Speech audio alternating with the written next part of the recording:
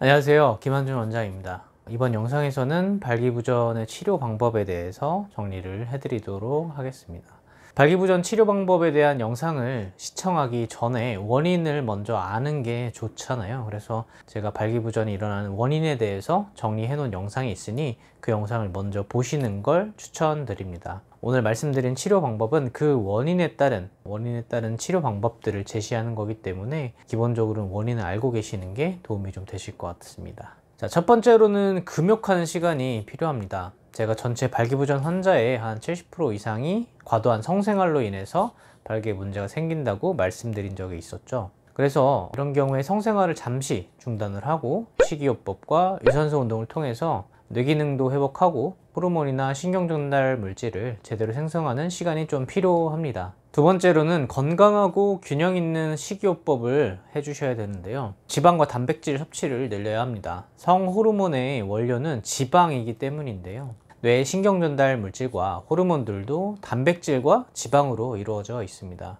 균형 있는 식단을 통해서 탄수화물이랑 단백질, 지방을 적절한 양을 섭취해 주시면 되고요. 특히나 지방 같은 경우에는 건강한 지방을 섭취하는 게 좋기 때문에 견과류나 씨앗류가 지방을 공급해주는 아주 좋은 원료가 됩니다. 세 번째로는 체중을 관리해 주는 게 좋습니다. 과도한 지방이 몸에 생기면 해당 부위로 혈액 공급량이 분산이 되겠죠. 그리고 지방 자체가 염증 물질을 생성을 해서 혈관벽을 손상시킬 수도 있습니다. 또한 지방 수치가 너무 높아지면 남성 호르몬의 기능이 저하되거나 비율 자체가 좀 떨어지기 때문에 체중을 적절하게 관리하는 것이 굉장히 중요합니다. 실제로 한 연구에 따르면 BMI 수치가 높을수록, 그러니까 키에 비해서 체중이 증가할수록 남성 호르몬 수치가 감소하며 전립선 크기가 커진다는 보고가 있습니다. 이에 따라서 하부 요로 증상, 그러니까 소변에 잔뇨감이 좀 있다든지 소변 양이 좀 줄어든다든지 하는 증상과 발기부전이 동반돼서 나타난다는 보고가 있습니다. 조금 더 구체적으로 말씀을 드리자면 BMI가 35를 넘어가는 과도한 체지방률을 가지고 있을 때 실제로 혈중의 테스토스테론, 남성 호르몬이 줄어들었고, 그리고 에스트라디올, 여성 호르몬이 늘어난다는 보고가 있습니다. 실제로 제가 치료를 해본 결과 역시나 BMI가 높은 체중이 조금 나간 환자분들은 성욕도 조금 줄어들었다는 분들도 많으시고 성기능도 좀 줄어들었다고 호소하시는 분들이 실제로 좀 많이 있습니다.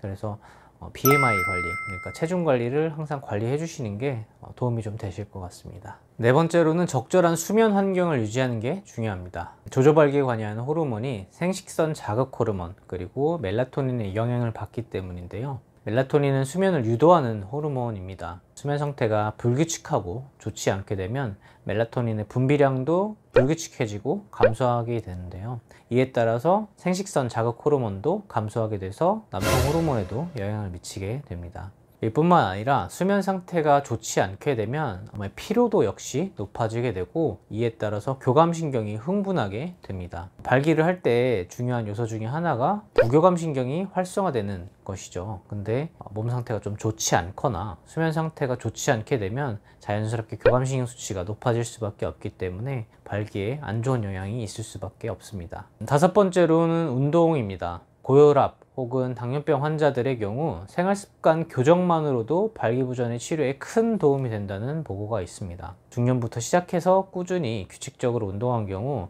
발기부전의 발생 위험이 70%까지 감소한다고 보고되어 있고요. 비만 남성이 규칙적인 운동을 통해서 체중을 감량하면 약 3분의 1에서 발기력이 회복되는 것으로 나타났습니다. 규칙적인 운동은 발기부전 치료제의 복용 효과 역시 높인다고 알려져 있고요. 그렇다고 해서 하체 운동이나 웨이트를 고중량으로 하실 필요는 없습니다. 발기에는 오히려 유산소 운동이 더 도움이 되는데요. 하루에 30분 주 4회 이상 하는 경우에 발기에 긍정적인 영향을 미친다고 알려져 있습니다. 유산소 운동을 하게 되면 왜 발기가 되는데 도움이 되는지를 간단하게 알려드릴 텐데요.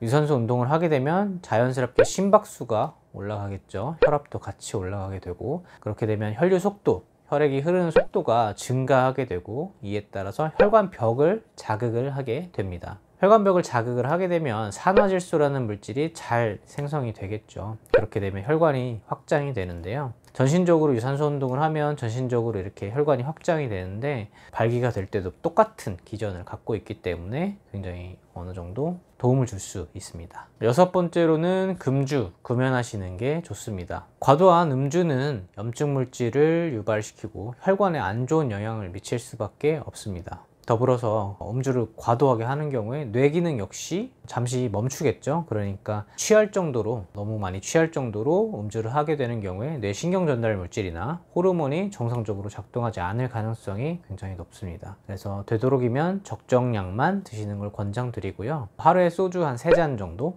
맥주는 한 500cc 정도까지가 적정 음주량이라고 보여집니다. 그래서 성관계 전에는 이 정도까지만 음주를 해주시는 게 좋을 것 같습니다. 흡연 역시 좋지 않겠죠. 담배는 혈관을 강하게 수축시킬 뿐만 아니라 염증 역시도 유발하기 때문에 혈관 쪽에는 최악이죠. 좋지 않습니다. 권장드리지 않고요. 적어도 성관계 2-3시간 전에는 금연을 하는 것을 권장드리고 있습니다. 지금까지 발기부전의 치료 방법에 대해서 알려드렸고요. 원인에 따라서 치료 방법이 조금씩은 달라지겠지만 이렇게 말씀드린 6가지, 7가지의 생활 습관만 잘 관리를 하셔도 오랫동안 건강한 성관계를 가지실 수 있습니다. 이번 영상 보시고 치료하는 데 도움이 됐으면 좋겠습니다. 항상 건강하시길 바랍니다. 감사합니다.